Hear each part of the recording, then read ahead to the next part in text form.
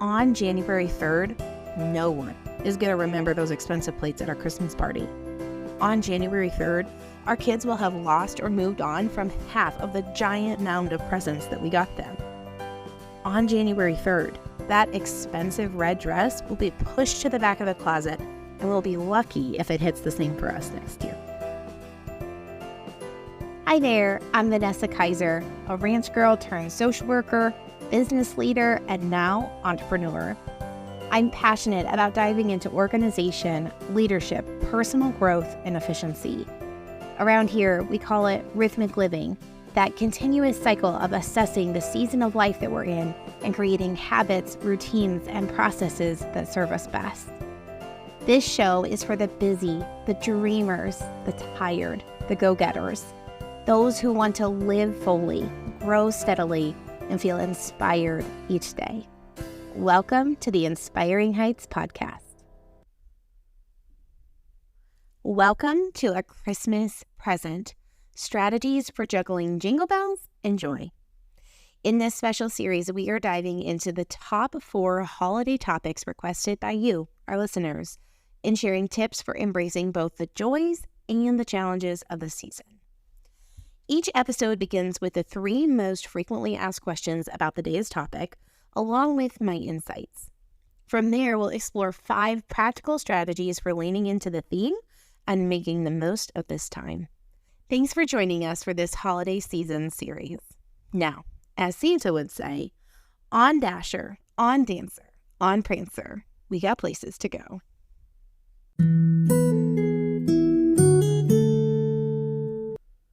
If you've been feeling stretched thin, trying to juggle work and life and everything in between, listen up. My brand new course, The Productivity Playbook, Strategies for a Harmonious Life, is now live, and I created it with you in mind. This course is packed with practical tools to help you increase your productivity at work, build life-giving routines at home, and avoid that all too familiar burnout. You'll learn how to reclaim your time and find more balance, whether you're a professional powerhouse, managing a household, or doing both. So if you're ready to take control of your time and create a life that feels more aligned and less overwhelming, head to inspiringheights.org/courses to enroll today. You will also find this link in the show notes. I can't wait to see you inside the course.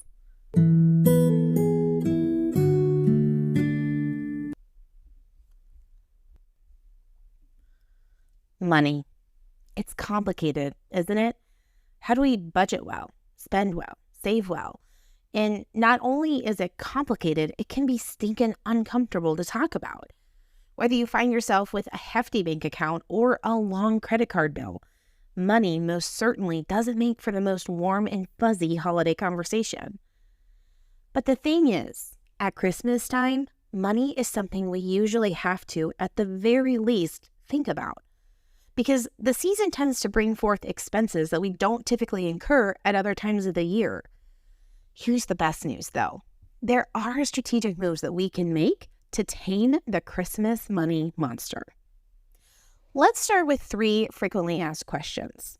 Question number 1. How do I plan a realistic Christmas budget that accounts for everything?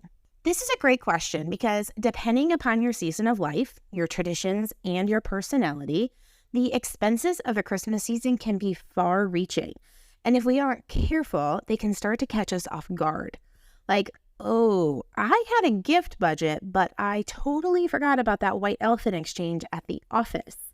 Or I planned for the plane ticket to see my family, but I forgot to factor in the hotel stay that I would have to make on my flight home. I like to start with my planner. That doesn't surprise anybody. What do I have going on in December, and what, if any, costs are associated with my schedule? Will I need a gift for that party, or an extra dish or goodie to bring along? What will my travel costs be like? Who am I buying gifts for? If I'm hosting, how many people and what food expenses should I count on? Starting with our planner helps us to see what's in front of us so we don't forget these one-off expenses that can so easily slip our minds. The second is to look back at last year. This is where having a budgeting app comes in incredibly handy. If you don't have one, this is your sign to start using one right away. It is helpful for so many things, including looking back at last year's December. If you don't have a budgeting app, take a minute to look over your list from above and try to remember, is there anything you did last year that isn't on this list yet? Maybe you don't have in your planner drive around and look at Christmas lights while eating your favorite crumble cookies, but it's a tradition that you plan to continue. And once you have all of that, here's a quick list to review to make sure you have it all covered. Hosting, travel, gifts, parties, special Christmas outfits, and traditions. Question number 2. How do I avoid overspending when there are so many sales and promotions? I personally love this question because I am a grade A sucker for a good deal. I shop clearance, discounts, and coupons like it's nobody's business, and I find great satisfaction in it. My mom has always said, it's not a good deal if you don't need it. By and large, I think this is the right advice. That said, at Christmas time, it can be wildly hard to resist just one more present, one more little splurge for yourself, one last special treat, especially when the big sale light is flashing. I'm going to give it to you straight for a second, sis. The way you avoid overspending at the root is to decide what overspending is for you and decide how important staying within your limit is. Don't worry, I'm going to give you more than that. This doesn't have to be a white knuckle it through the month of December each time we set foot in Target kind of deal. But before I unpack a little more, I think it's wise to go on record saying, I can give a lot of tips and tricks for this, but at the end of the day, it is you choosing to open your wallet or to walk away. So you have to decide what's most important. Okay, some tips and tricks for this are: make a list and stick to it. This is true from everything from gifts to snacks on Christmas Day and everything in between. If we can consciously go into the season knowing that there is a mass marketing strategy that every retailer is using this time of year to make sales for their business, then we can go in a little bit more clear-headed. By using a list, no matter how good the deal is, we can say to ourselves, this isn't a deal if I don't need it. Another practical solution is to take advantage of the sales. Girl, if you're going to shop them, at least make them work for you. Use the sales to buy your gifts, shop the steal and Christmas hams, and feel good about the clearance splurge on that little red dress that you had budgeted 3 times more money for. If you are equipped with your list and your budget, and you already have named that staying on your budget is a top priority, you have the tools you need to use these promotions to your advantage. Who knows? You might even come out beating your budget this year. Question number 3. Are there creative alternatives to buying new decorations every year? I love Christmas, like capital L-O-V-E, love. So every year around October 31st, I want to turn our home into Santa's Stinkin' Village. This requires Christmas decorations, but I'm also a lover of a good bargain, like we've discussed. So here's a couple of ways to save tons of money on Christmas decorations.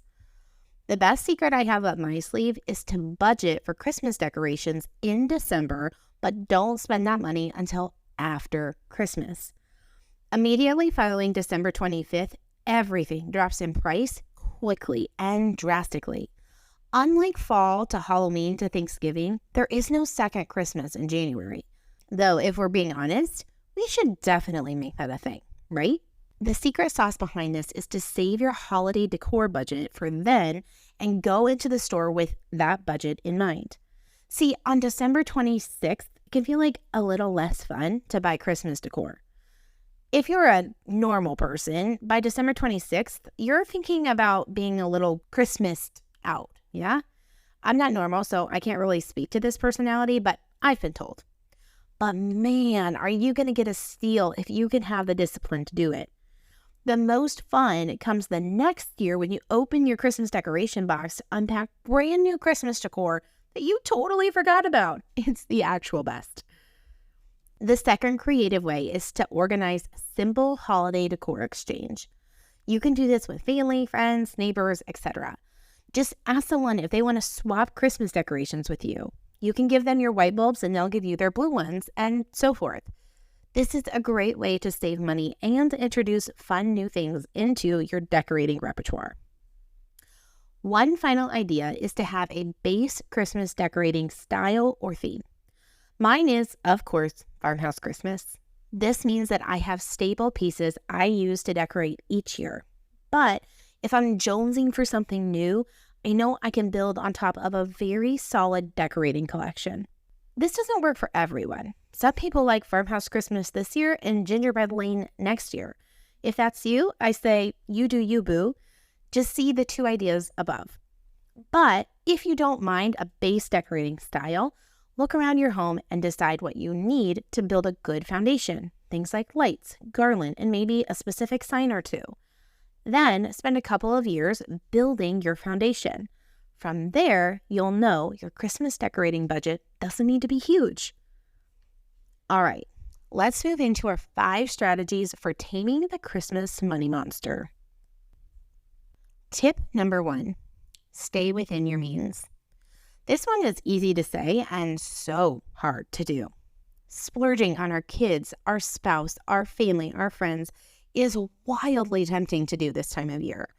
Buying some fancy plates for the Christmas party that we're hosting would be an extra touch that just might impress our guests. But here's the thing.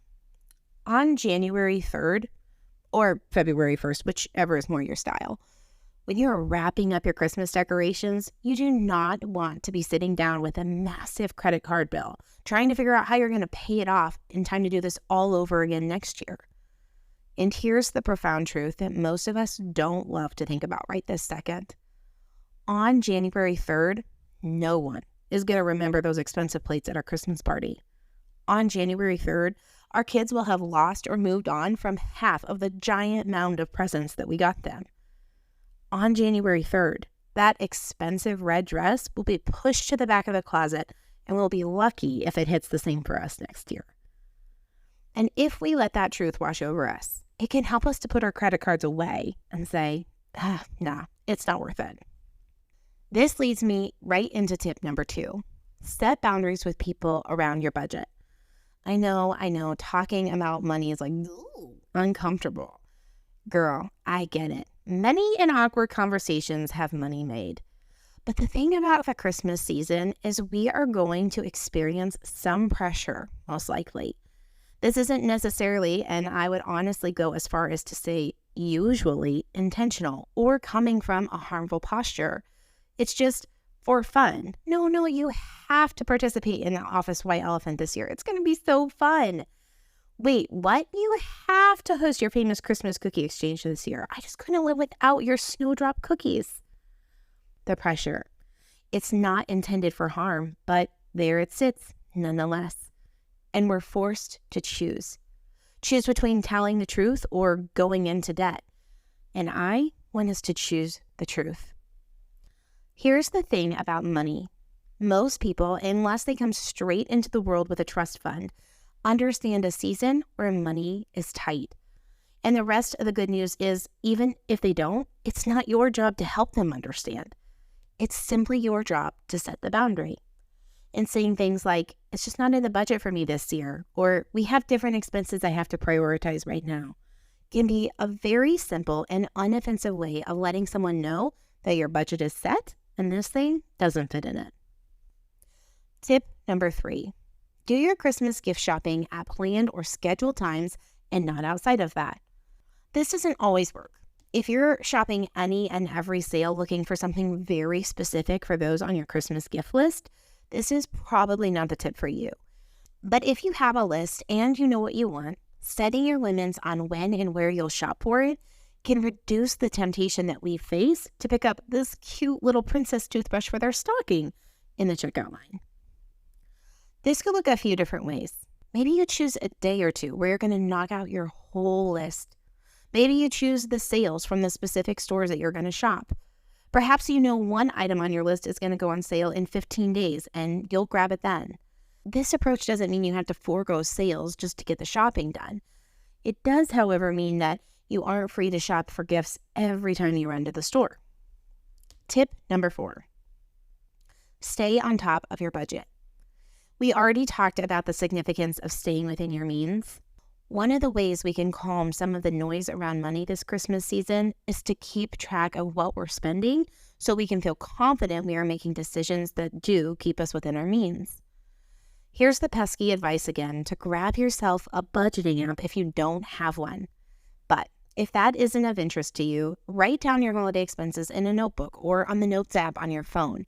Once a week or a few times a week if it was a heavy spend week, go through your bank account and your credit card statement and write down all of your expenses in that space. Compare them to what you've budgeted and ensure that you're staying on track. I don't mean to get on a budget high horse, but please do allow me to say this one thing about budgeting. So oftentimes, and I can speak about this from personal experience because I did this for years before Ben and I got married. We can view budgets as restrictions on how we spend our money.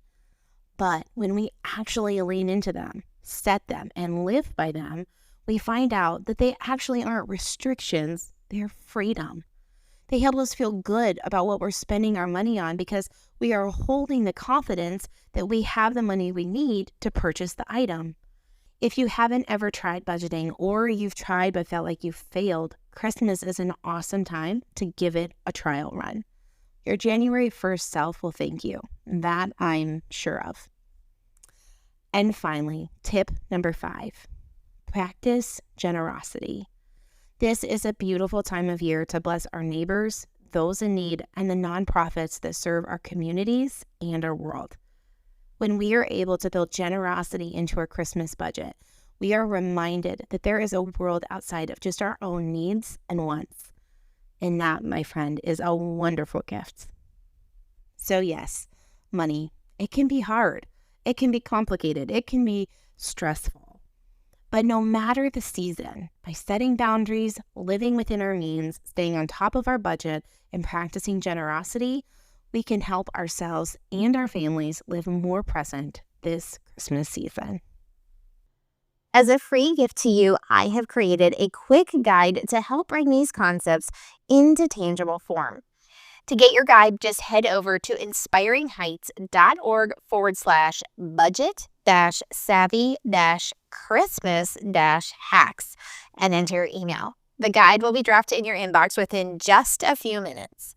Again, that's inspiringheights.org/budget-savvy-christmas-hacks. I will also link this for you in the show notes for easier access.